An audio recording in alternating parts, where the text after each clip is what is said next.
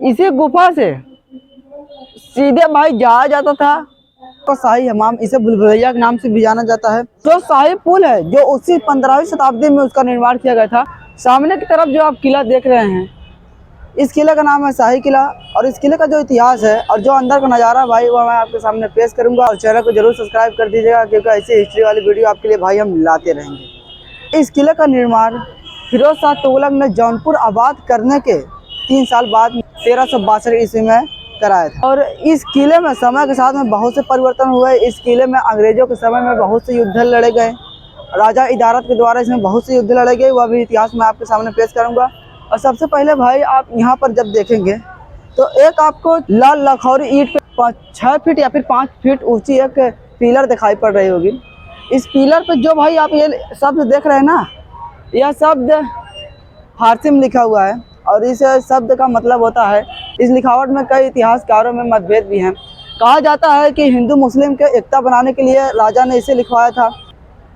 और एक कहा जाता है कि इसको जो पढ़ लेगा भाई, इस फारसी शब्द को जो भी पढ़ लेगा वो खजाने का रास्ता जान जाएगा। इसे कई भाई ज्ञानकार आए, फारसी ज्ञानकारों ने आकर इसे पढ़ने की कोशिश की, लेकिन भाई उन लोगों ने इसको नहीं पढ़ पाया। आज तक इस शब्द को कोई भी नहीं पढ़ पाया और लिखावट भी कुछ इस हिसाब से है कि और जैसे ही आप इस किले के सामने वाले हिस्से पाएंगे वैसे ही आपको ये वाला हिस्सा दिखाई पड़ जाएगा।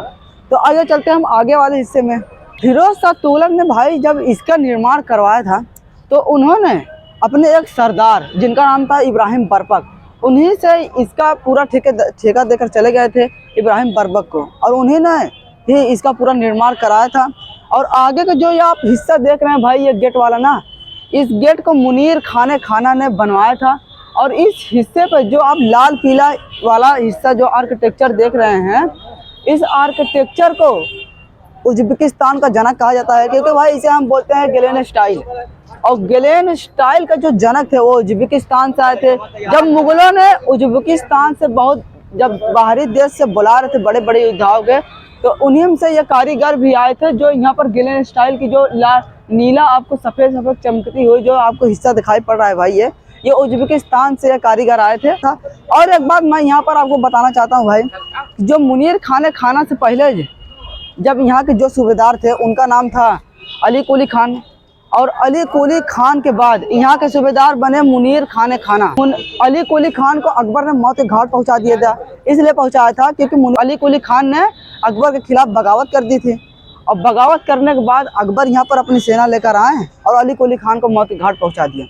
लेकिन यहाँ पर वो आए तो उन्होंने देखा इस किले को पूरा आर्किटेक्चर दिखा और इसे मुनीर खाना के द्वारा बनाने की आदेश दिया कि एक गेट इस यहाँ पर और बनाया जाए। और इस गेट में जो भी कला की गई है वो यहाँ पर आपको साफ साफ दिखाई पड़ सकती है कि पत्थर को भाई काट कर, ये मुगलों का, इसे हम मुगल आर्ट्स कहते हैं। जब भाई हम अंदर की तरफ आते हैं तो अंदर की तरफ आने के बाद भाई देखेंगे आप, ये गुंबद, छोटी सी गुंबद बनाई गई है और गुंबद के अंदर का जो आर्किटेक्चर है वो भी यहाँ पर आप देख। और ये जो आप भाई दरवाजा देख रहे हैं, ये दरवाजा तो वक्त पहले ये दरवाजा नहीं हुआ करता था, ये दरवाजा अब आकर बनवाया गया। यहाँ पर मैं आपको दिखा देता हूँ, एक वक्त पहले ये लकड़ी का दरवाजा था भाई। और यहाँ पर अब हम इसके अंदर वाले हिस्से में जैसे ही आते हैं भाई, फिर से भाई मुनीर खाना के द्वारा लाल लखौरी ईंट से घेरा गया था, यहाँ पर आप देख सकते हैं। और इसे ही आज के समय में मुख्य गेट था। तुगलक ने जब इसका निर्माण करवाया था तो उस समय में जो मेन गेट हुआ करता था वो आगे वाला हुआ करता था, लेकिन आज के समय में अब जो मुनीर खाना के द्वारा गेट बनवा दिया गया है। किले के अंदर आने के तुरंत बाद ही आपको इस साइड में एक मजार दिखाई पड़ जाएगी भाई। यह जो मजार है 17वीं शताब्दी के ये किलेदार थे और इस मजार का नाम था मेहदी जहां। इसी किले के जो फौजदार थे भाई, उनके वो कमांडर थे 17वीं शताब्दी। इस गेट का निर्माण शाही पुल और शाही ईदगाह के निर्माण के समय में इसका भी निर्माण करवाया गया था। फिरोज शाह तुगलक के एक सरदार बरबक ने ही करवाया था, लेकिन उसके बाद समय समय पर यहाँ पर परिवर्तन, हर एक बादशाहों ने यहाँ पर परिवर्तन किया। वो भी मैं यहाँ पर आपको दिखाता हूँ। सरके वंश ने भी इसके अंदर बहुत सी परिवर्तन किए थे। वो ये चलते हैं अंदर की तरफ। अंदर आने के बाद भाई ये बहुत सी बड़ा गेट हमें दिखाई पड़ेगा। 13वीं शताब्दी में जब इसका निर्माण किया गया था तो उस समय यही एक मेन गेट हुआ करता था और यहीं से जो बादशाह हुआ करते थे यहीं से जाते थे अंदर के साइड में। ये जो आप गेट देख रहे हैं, पहले के समय में यह गेट भी लट्ठे का ही था। यहाँ पर आप बड़ा सा होल दिखाई पड़ेगा।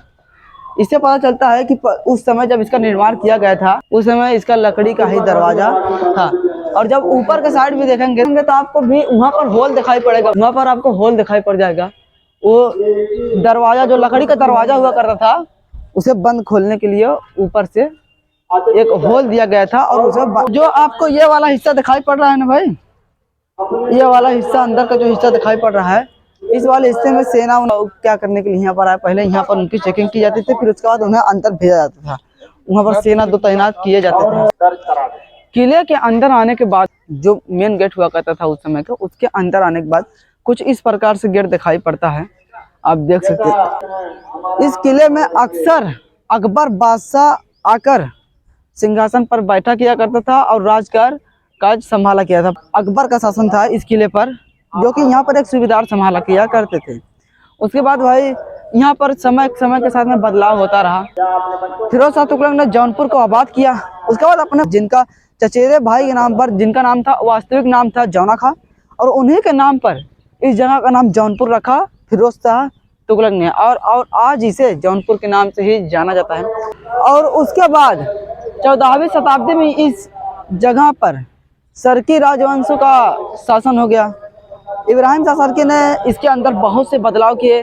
शाही किला मस्जिद का निर्माण कराया, उसके बाद वह भी और शाही हमाम जिसको भूल-भुलैया के नाम से भी जाना जाता है, वह यहाँ पर सरकियों का शासन था।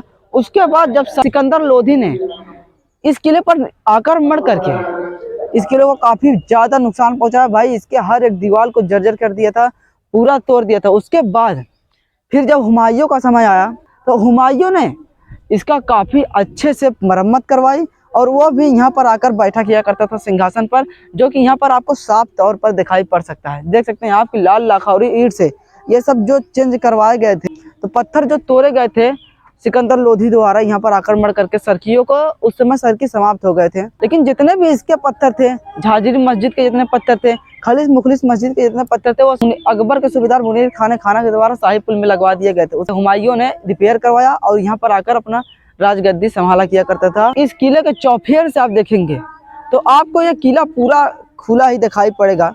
इस शाही फौज के लिए इस्तेमाल किया जाता था इस किले को। औरंगजेब जब मारे गए तो उसके बाद मुगल सल्तनत लड़खड़ाने लगी। फिर इस किले पर राजा इदरत ने आक्रमण करके इसे जीत लिया। जो अंग्रेज थे, वो जो राजा इदरत थे, इनसे मालगुजारी मांगने लगे। मालगुजारी देने से साफ मना कर दिया अंग्रेजों को। यहाँ पर अंग्रेजों ने आक्रमण कर दिया। काफी इस किले पे गोले बरसाए गए और इस किले को काफी क्षतिग्रस्त किया गया। राजा इदरत के जितने भी बड़े बड़े सैनिक थे वो मारे गए और राजा इदरत जो कि वो कहीं दूसरी जगह गए थे। जो क्रांति शुरू हुई थी अंग्रेजों के खिलाफ, उसमें बहुत ही ज्यादा से ज्यादा महत्व हुआ था। जौनपुर के ही एक ऐसे शासक थे राजा इदरत, जिन्होंने सबसे पहले अंग्रेजों के उसमें सबसे पहले भाग लिया था राजा इदरत ने। यहाँ पर आपको एक गुफा दिखाई पड़ रहा है भाई। ये जो गुफा है, उस समय जो शाही पुल का निर्माण मुनीर खान के द्वारा कराया गया था, इसी गुफा से सीधे भाई जाया जाता था और शाही पुल के अंदर निकला जाता था। उस समय में करते थे, वो जाया करते थे और सीधे शाही पुल के पास निकला किया करते थे भाई। तो जौनपुर का पूरा व्यू आप यहाँ से देख सकते हैं और यहीं पर आपको दिखाई पड़ जाएगा। उस रास्ते को भाई जल्द ही बंद कर देगा लाल लाखौरी ईंट से। जो रास्ता था जाने के लिए उस बगल शाही पुल के पास जाने के लिए जो रास्ता था, वह यही रास्ता था, लेकिन अब इसे बंद कर दिया गया लाल लाखौरी ईंटों के द्वारा। अंग्रेजों के समय में ही इसे बंद कर दिया गया था। यहाँ से आपको जौनपुर का जितना भी क्षेत्र है भाई, वो साफ साफ दिखाई पड़ जाएगा, देख सकते हैं आप। और जो शाही पुल है, जो उसी 15वीं शताब्दी में उसका निर्माण किया गया था, वो भी वहाँ पर आपको साफ साफ दिखाई पड़ेगा। गोमती नदी का जो नजारा है पूरा, वो भी यहाँ पर आपको साफ साफ दिखाई। और जो ये हिस्सा गोल गोल जो आप हिस्सा देख रहे हैं भाई, ये वाला, इस हिस्से पे शाही फौज खड़ा होकर इस किले का रखवाली करती थी और जो दुश्मन आया करते थे यहीं से तीर और कमान लेकर उस पर हमला किया करते थे। यह किला भाई एक ऊंचे से टीले पर बनाया गया था फिरोज शाह तुगलक के समय में। इसमें एक 12 दरी भी है, तो भी यहाँ पर आपको दिखाता हूँ मैं, और शाही हमाम है वो भी यहाँ पर आपको दिखाने की कोशिश करता हूँ मैं। पहले आपको पहले आपको मैं भाई बारादरी दिखा, जो बारादरी बनाया गया था उस समय में 15वीं शताब्दी में इस बारादरी को बनाया गया था। यहाँ पर आप देख सकते हैं यही वह बारादरी है, लेकिन इसमें कुछ खास भाई हिस्सा नहीं है। सिर्फ इसका नाम बारादरी क्यों पड़ा है इसका तो नहीं बता सकते, क्योंकि अगर बात किया जाए बगल में एक कालिज खान का मकबरा है, उसको बारादरी कह सकते हैं भाई, क्योंकि उसमें 12 गेट हैं, इसीलिए उसको बारादरी के नाम से जाना जाता है। और इसे क्यों बारादरी कहा जाता है ये नहीं मालूम है, क्योंकि देख सकते हैं आज आप इसमें तो खाली सिर्फ और सिर्फ एक ही गेट आपको दिखाई पड़ेगा, यही है इस शाही किले के अंदर का बारादरी। अब यही है भाई शाही हमाम, इसे कहा जाता है तुर्कों का शाही हमाम, इसे भूलभुलैया के नाम से भी जाना जाता है। और इसी के अंदर सरकी के जितने भी परिवार के जितने भी सदस्य थे, यही में स्नान घर भी इसको कहा जाता है, क्योंकि इसी में आकर वो अपना स्नान लिया करते थे। इसका अलग से मैंने एक वीडियो बनाया है, वो जाकर आप देख लीजिएगा। जो शाही फौज हुआ करती थी और तीर कमान या फिर तोप के गोले दागने के लिए वो छोटे छोटे आर्च छोड़े जाते थे, आप देख सकते हैं। एक किले के बाहर आने के बाद भाई जो मुख्य गेट है उसके सामने आप देख सकते हैं कि छोटी छोटी जो आर्च बनाई गई हैं, इनमें से जो तोप के गोले हुआ करते थे वो अंग्रेजों के ऊपर दागने के लिए भाई छोटे छोटे आर्च छोड़े जाते थे, यहाँ पर आप देख सकते हैं। तो आज के लिए बस इतना ही, मिलते हैं नेक्स्ट वीडियो में। अगर चैनल पर नया हो तो प्लीज चैनल को सब्सक्राइब कर दीजिएगा।